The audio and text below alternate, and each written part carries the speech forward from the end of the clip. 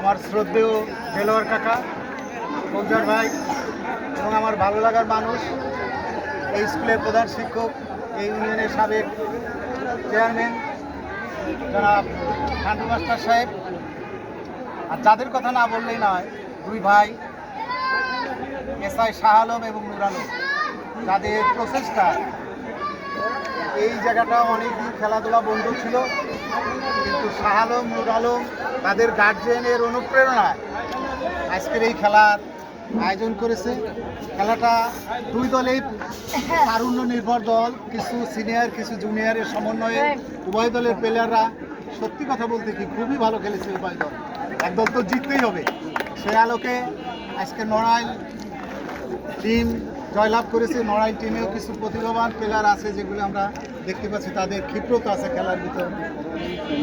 পাশাপাশি সুয়ার্দি এবং কাইচেলের যে টিম ছিল, এই টিমের ভিতরেও ভালো কিছু উদীয়মান প্লেয়ার আছে, বাট তারা তাদের কাঙ্ক্ষিত লক্ষ্যে পৌঁছাতে পারে না।